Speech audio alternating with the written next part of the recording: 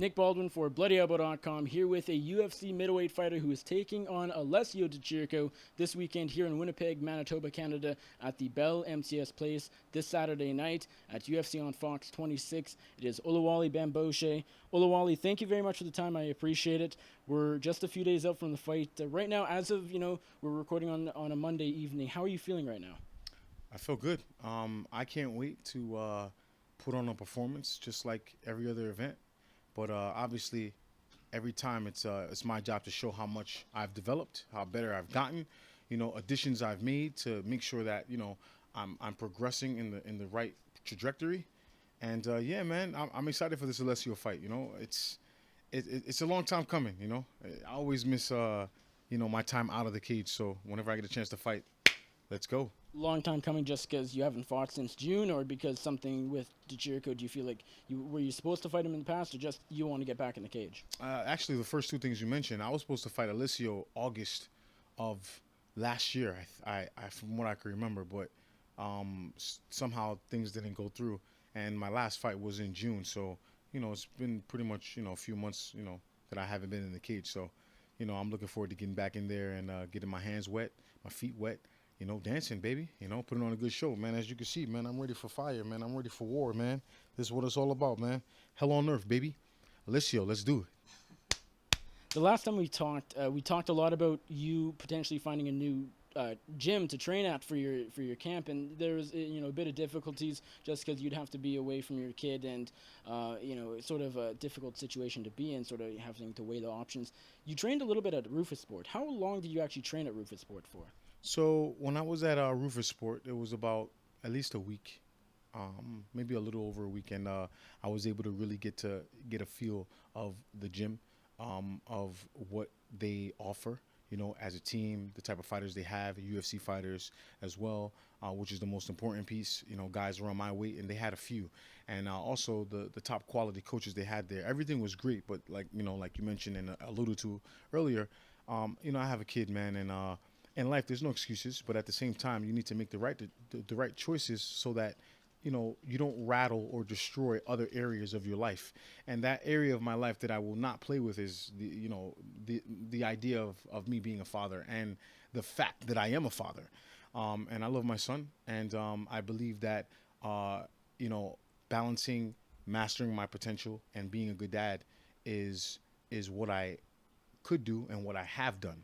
So I'm ready to show that, it is what it is. I mean, I'm always welcome at Duke Rufus's and or the other gyms I was able to visit. I was also able to visit Sam Alvey at Dan Henderson's, and I was also able to check out the UFC Institute, in which was very productive because I was able to test out my max, which relates to cardio and all that stuff that relates to what my potential is, cardio wise, and what I need to work on. So they were able to help me big time. Big thank you to the UFC Institute and their staff out there in Vegas.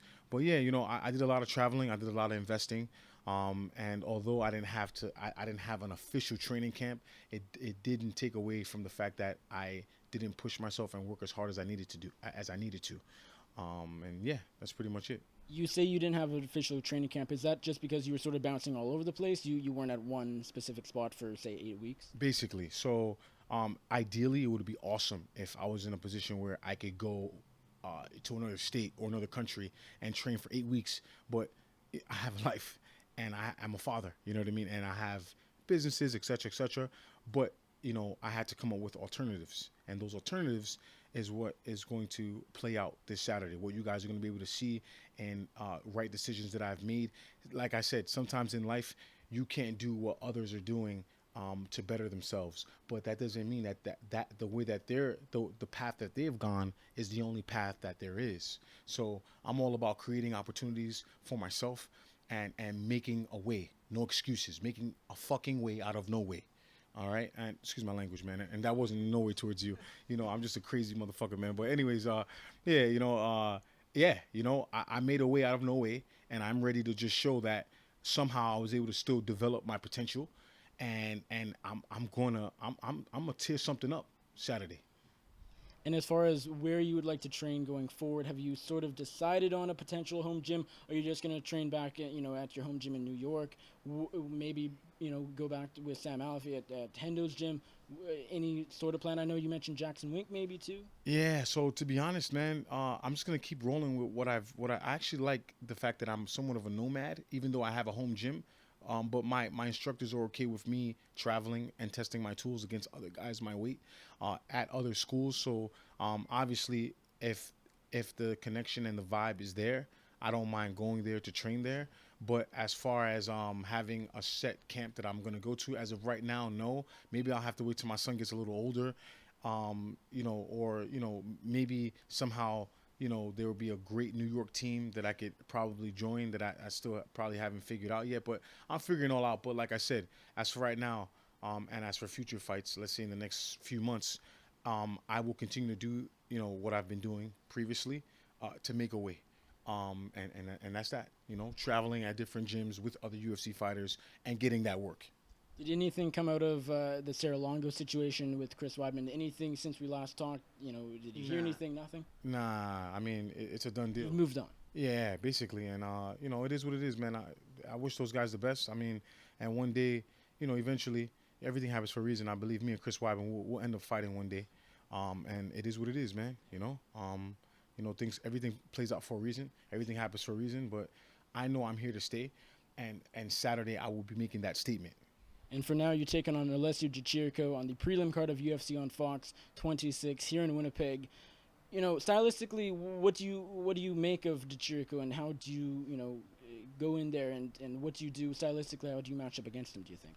To be honest, I like this matchup. I mean, he may think that I'm great for him. I may think that he's good for me. I know that he's a good matchup for me, but it's all going to show and play out Saturday. But it's definitely one to tune into. At the end of the day, for me, what I have to step up in showing, or rather just telling myself, in terms of, what I needed to work on for my last fight. It's a continuation of that.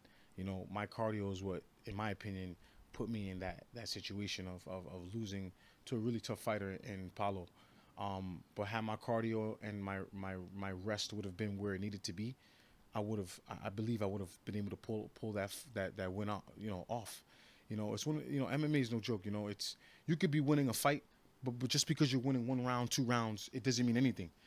If your gas tank isn't where it needs to be, in that 3rd round or that 2nd round where you make one mistake, that's it. The fight's over. So that was an eye opener for me, and that told me that if you're gonna beat somebody's ass, you do it until there's no time left. You do it until the fight's clearly over, so that at the very least, there's a decision win.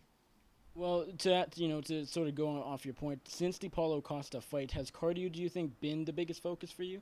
Yeah, and to be honest, it's never been something that I've lacked in, and that's the honest to God truth. That's something that I've always worked on, running on a treadmill, doing various things to build my cardio, long sparring sessions.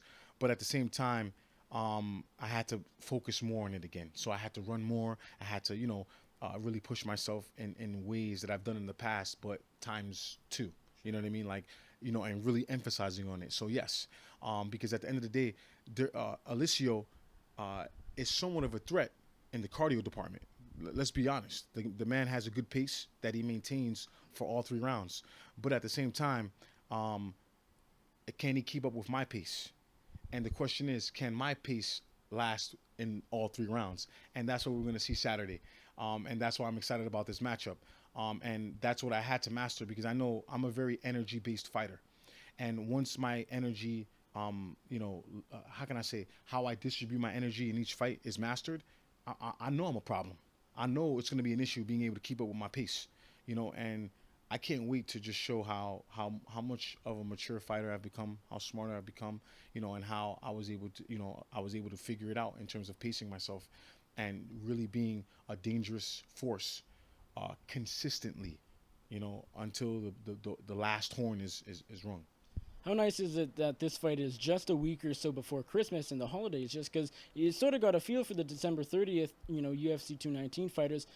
sacrifices have to be made in MMA, for all fighters, but they have to make one extra, and that's not, enjoying Christmas and the holidays and eating all the food, to its fullest. How nice is it that your fight is just a little bit before, and you will be able to, tuck into a good Christmas dinner on December 25th? 100%, man. You hit it right on the nail, man. I get to enjoy an early Christmas gift in this victory, a hard-earned victory that I believe I will be able to, attain. And then I get to, make it in time for Christmas, where I get to enjoy it with my son and just relax, and enjoy Christmas at home. You know what I mean? So, yeah, man, I'm excited. This is somewhat of a really good feeling. I feel like everything is coming together very well. And when I say a really good feeling, I meant it in the sense that I feel good about this fight. I feel good about this card. I feel good about, where my career is going to go after this fight as well, too. Because it's about time that I made a statement. It's not about, what if, if he could. No, now it's time to do.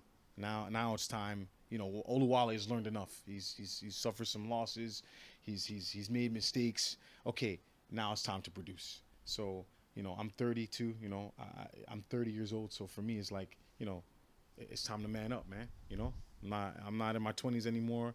I got to start planning ahead and making, more mature, decisions, and not thinking like I'm young and I have all the time in the world. You know what I mean? Not that I'm too old, but I'm not too young either. So now's the time to make a statement. As a middleweight, what are your thoughts on what recently happened at the very top of the division? Of course, George St. Pierre, I'm sure you saw, vacated the title just recently. Robert Whittaker is now the real champion. He'll be fighting Luke Rockhold in his first official title defense. Are you happy that the top of the division is cleared up just so when you get there? I mean, Michael Bisping, he had a run. Let's be honest, it wasn't a great middleweight title run. He fought Dan Henderson, fought George St. Pierre. Did either fighter really deserve the title shot? Great fighters, but no, they weren't number one, number two. What are your thoughts, though, on sort of the division in a way returning back to normal? It was an interesting chain of events that conspired. But the one thing I want to say is that I'm happy things are in order now for the most part. GSP, all respect to him. He was and still is, one of the greatest MMA fighters that the UFC has ever embarked on. But at the same time, I felt like, he had no business in the 185 division. But he proved himself worthy as far as beating the champ legitimately. Although I believe Bisping truly did get lucky. He fought a Luke Rockhold that probably was too passive. And because of that passive mindset, he got caught, he got dropped, he got knocked out. And unfortunately, it had to be by Bisping. And I say unfortunate because, as you all can see in his last few fights, the man is kind of, too much of a risk taker, too much of a guy that's out there. And yeah, I said it, Bisping. You're fucking foolish. You know what I mean? You thought you can take a fight against a guy that you were seemingly bigger than, and you got fucked up.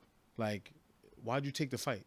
I mean, maybe you should have spoke to your team and made better informed decisions. But anyways, you lost your belt, and then you got knocked out 2 weeks later. That you need to make better decisions, buddy. Yeah, like I said, I'm glad the division is back in order. Robert Whittaker, he is the rightful heir to the throne. He is the rightful champion. The man has defeated the solid 185ers in my division. So I am glad that the crown is bestowed, onto the right king, the right man of the job, and a man of which I can't wait to fight myself, Robert Whittaker. The man has heart, great boxing, great knockout power. Overall an excellent MMA fighter, good wrestling, good defense. I think that's one thing that's overrated about Robert Whittaker is his defense ability. And yeah, I can't wait. I gotta ask you, what are your thoughts on Winnipeg? Where the fights in Winnipeg, I would imagine first time here, a little cold. You're from New York, so you're sort of used to it, but maybe a little colder here. For the most part, it's definitely a little colder, but it's nothing that I'm not used to. New York is pretty cold, so it is what it is. But yeah, I'm excited to fight, man. And I got a friend of mine in Mike Perry who's fighting too, and a few other guys too. Some good guys on this card, man. A lot of stars on this card. So I'm excited, man. I'm excited to fight. I'm excited to watch the fights after because I'm the third fight on the card. So yeah, man. I'm pretty sure after the fight I'll be able to enjoy some of the fights, man. Because I'm a fan too. I'm a fan of the game. I'm a student of the game, and yeah, and thank God I'm a competitor of the UFC as well too. And yeah, it's time to just make my mark, to engrave my mark, to carve it in. UFC on Fox 26 goes down at the Bell MTS place this weekend, this Saturday night. You're taking on Alessio Di Chirico. Prediction, how do you get the job done? TKO, KO, submission. If it goes to decision, it is what it is, but I guarantee you I'm going to win, period. No ifs, ands, or buts. Sorry, Alessio. It is what it is. One man has to lose, and it ain't going to be me, buddy. Awesome. Thank you very much for the time. I appreciate it.